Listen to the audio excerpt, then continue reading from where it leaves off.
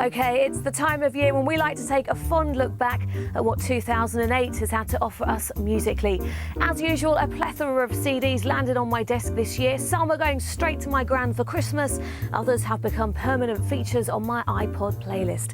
So here is my top 10 albums of 2008 and a couple more that didn't quite make it. There's a lot to get through, so best get on with it. Kicking off our fine chart and straight in at number 10, they are Canada's finest, Crystal Castles.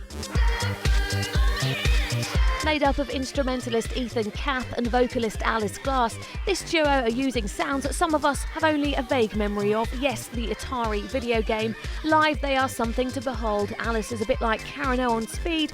Just ask Glastonbury organisers, who had to cut their set short because of her incessant stage diving. Oh, and she also topped the NME Cool list this year. Talking of cool ladies, Ladyhawke is at number 9.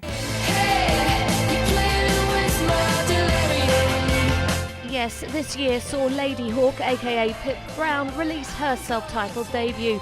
The New Zealander-born singer-songwriter found her way into our chart with track after track of pure gold memories from the 80s, but not in a bad way like Cilla Black and Timmy Mallet, in a good way like Pat Benatar and Cyndi Lauper. Time for some boys now. Yes, in at a very respectable number 8. It's Elbow.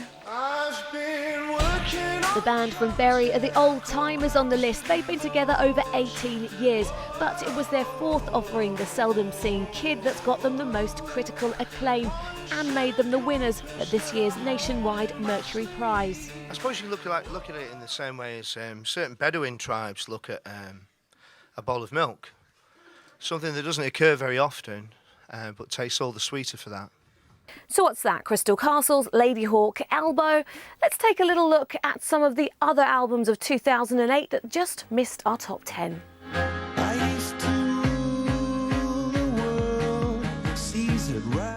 Well, what kind of a Mickey Mouse roundup would this be if we didn't mention Coldplay? Love 'em or hate 'em, their fourth studio album, Viva La Vida and Death and All His Friends, despite having an annoyingly long title, was one of the fastest selling records in UK history, hitting the top only 3 days after its release.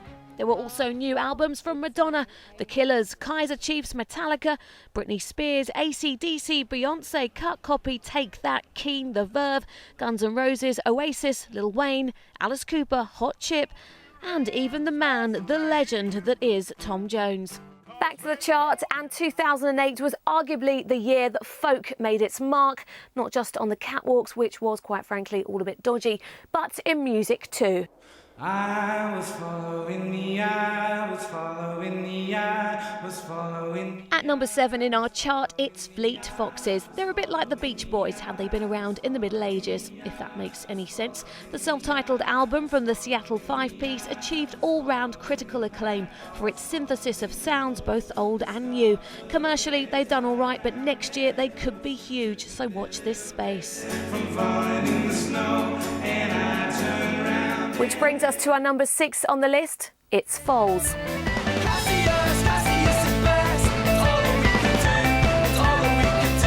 Their experimental roots kept them riding high on the popularity of the dance indie crossover.